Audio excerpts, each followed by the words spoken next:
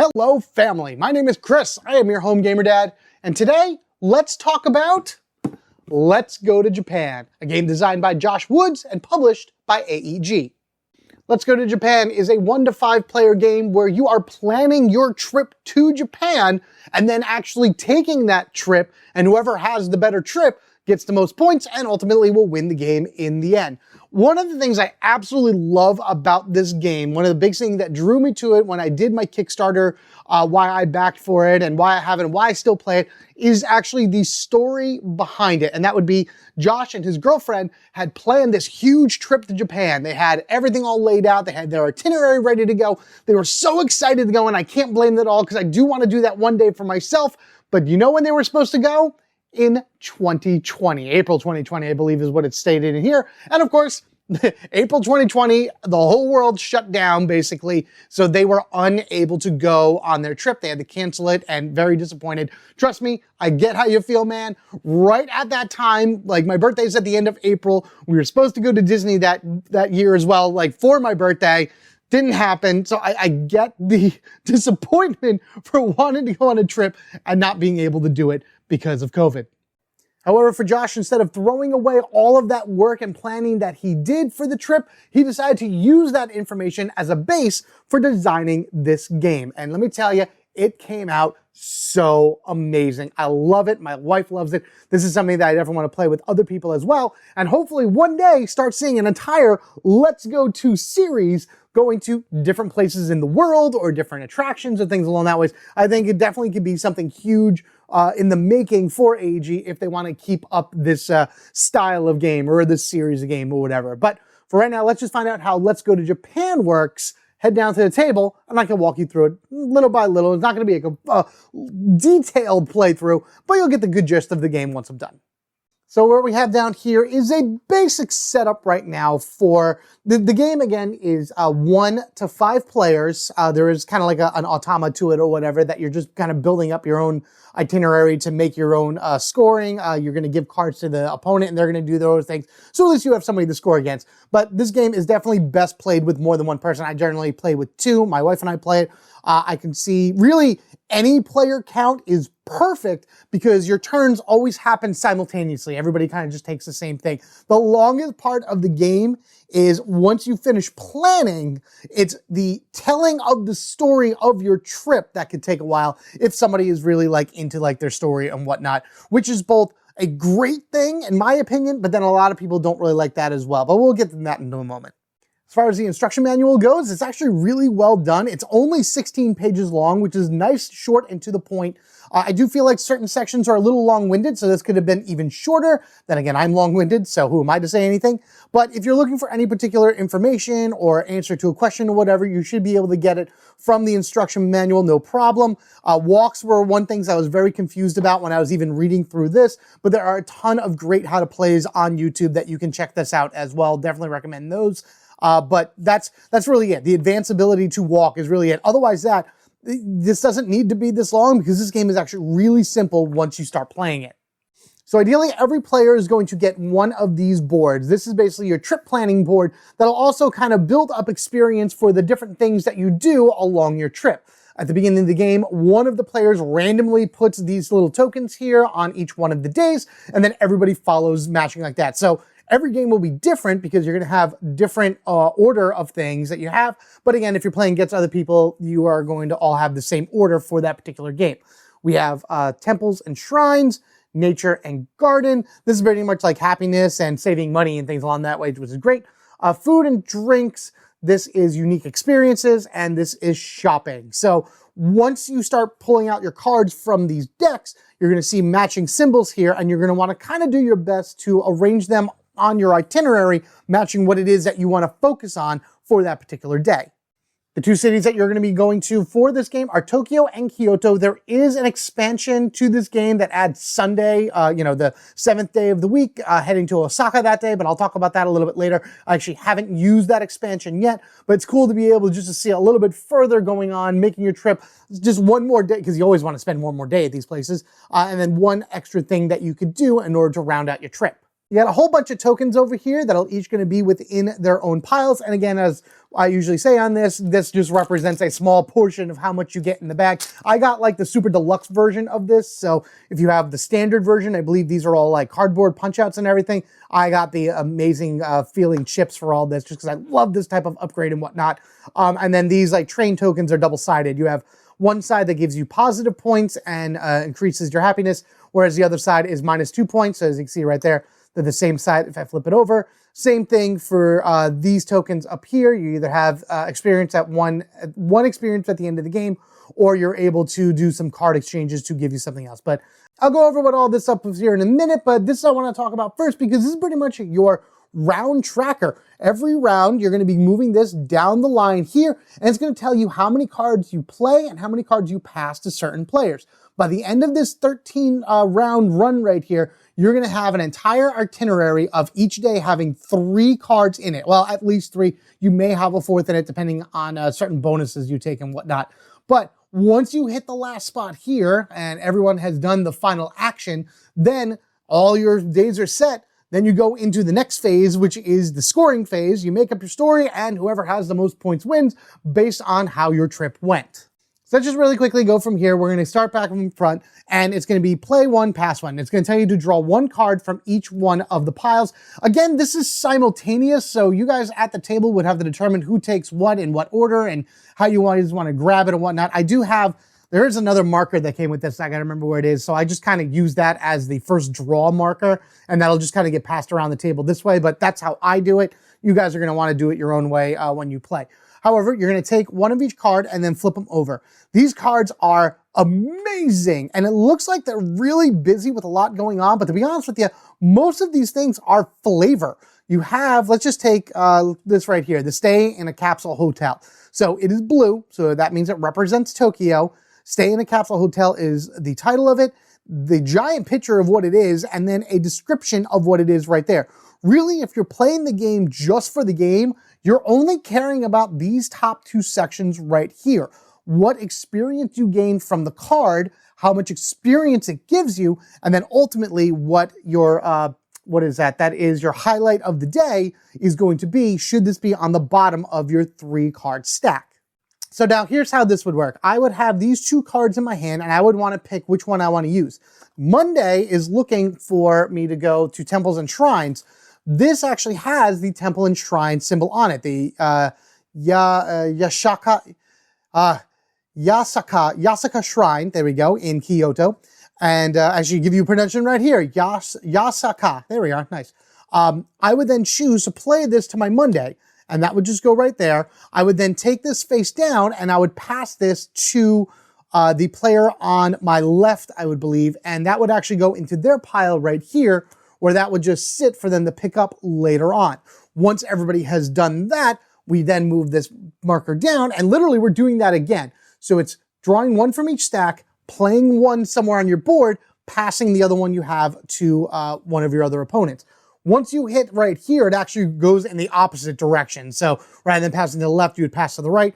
This right here, once it hits, tells you would be picking up the 4 cards that other people have been dropping here. So then that would be your hand, drawing 2 from each stack, picking up the 4, drawing 2, picking up the 4, and then it just kind of goes down from there. This last one right here is pick up the 1 that's in your discard pile, or your drop pile right there, I guess that would be. And then 1 card from either Kyoto or Tokyo. It depends on what you want to choose.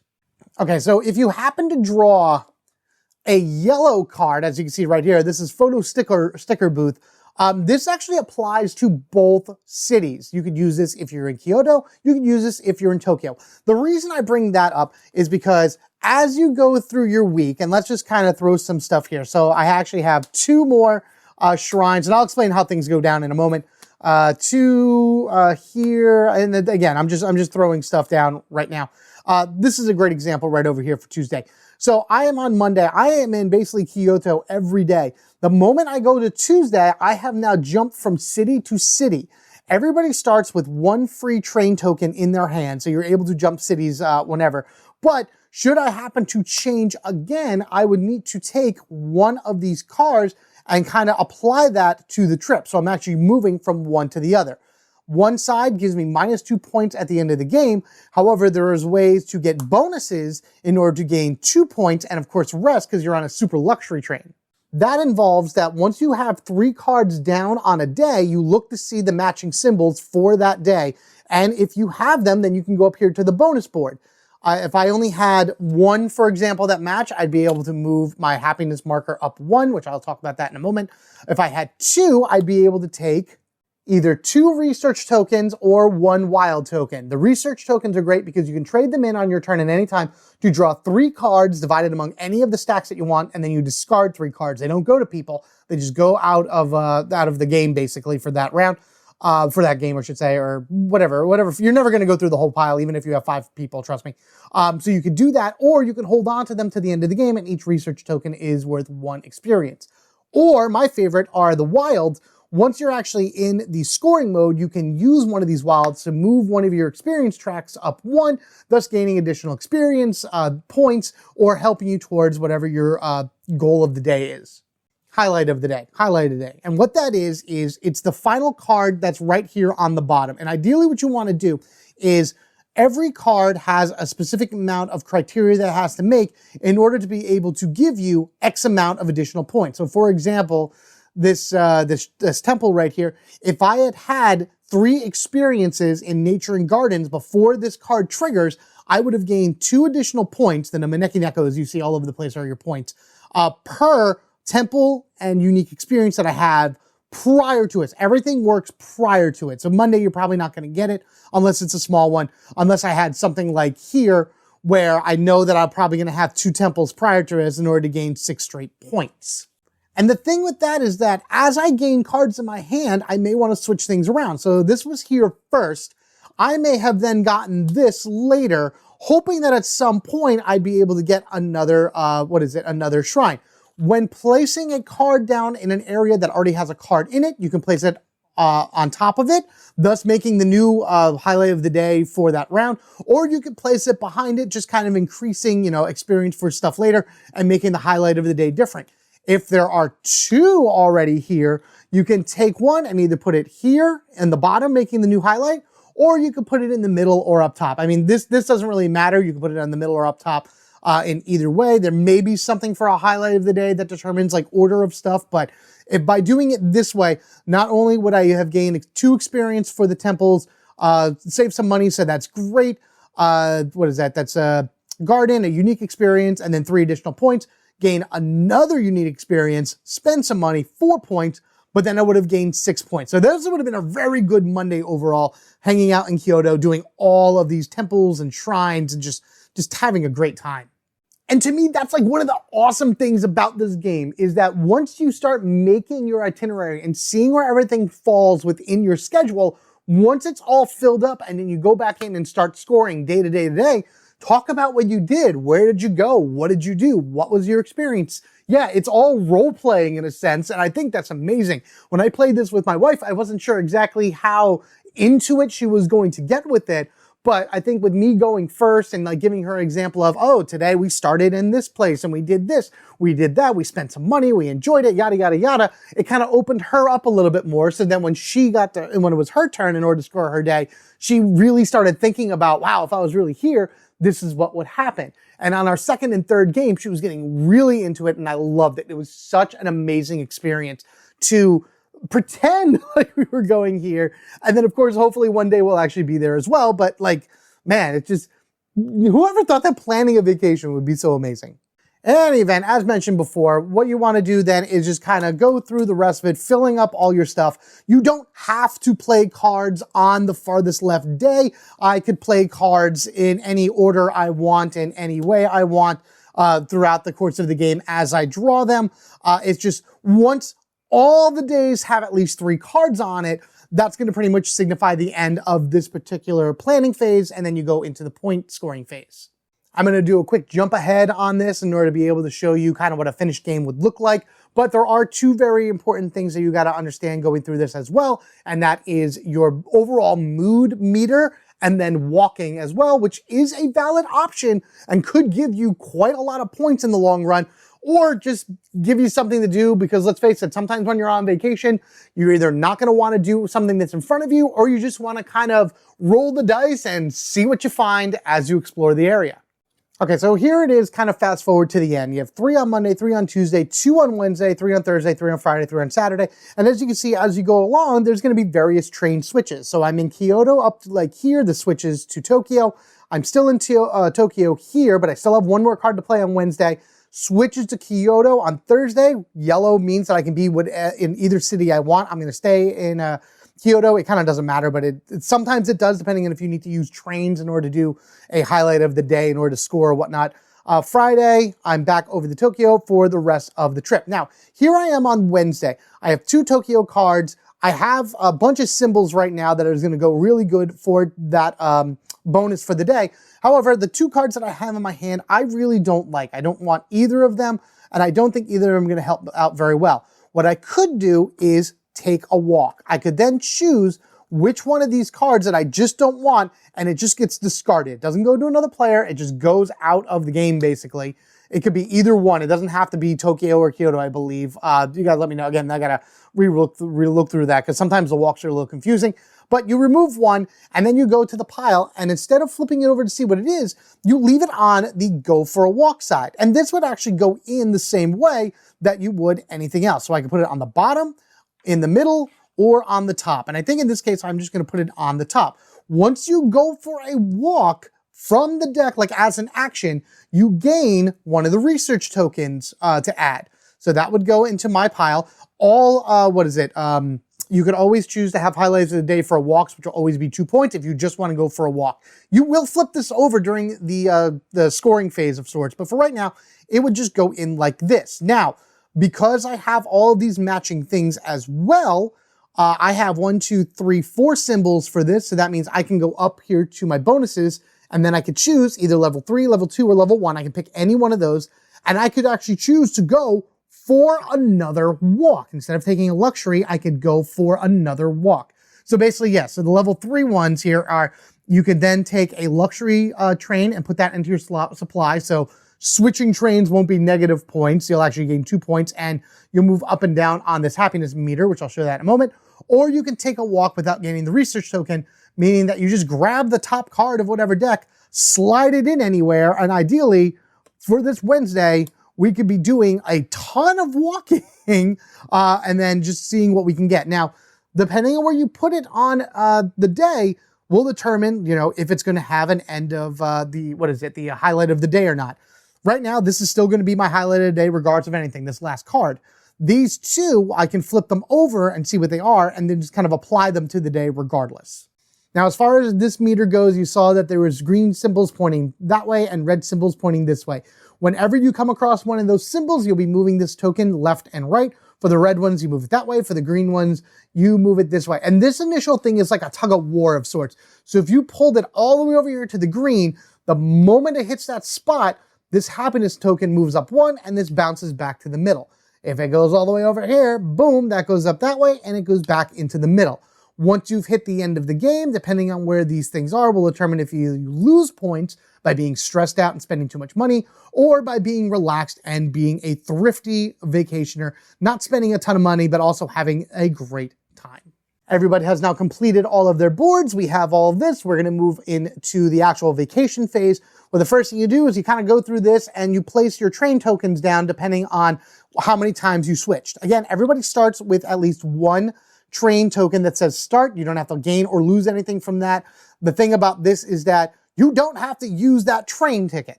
That was always something that confused me as well, and even though it was in the rule book, I had to watch several playthroughs in order to kind of figure out what that means. Basically, if you earn more of these luxury train tokens than what you need, say I have 4. I have 4 in my hand. I have 4 luxury train tokens, there we are, that I have gained throughout the course of my planning of the trip. But I'm only switching tracks 3 times. It could even be 4 times or whatever.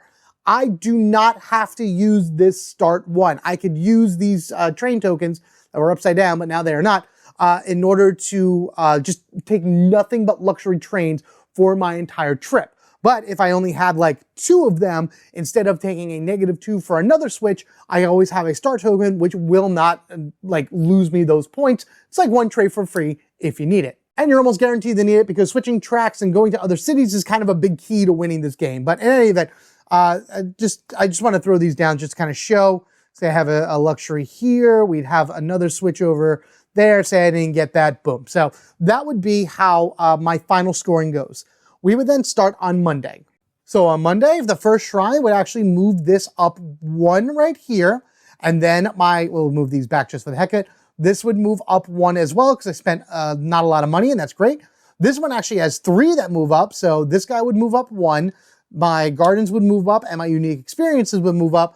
And then I would go here where I would have my unique experience go down, up 1 more, but I've spent money, so that goes back to the middle. I then look down here at my highlight of the day. I admire the architecture because I have at least a 2 inside of this experience point right here. I gain this and I gain 6 extra points for my day, making this entire day 2, 3, 4, 5, 6, 7 plus 6. That's a 13-point day. That's a pretty good start to your vacation for sure.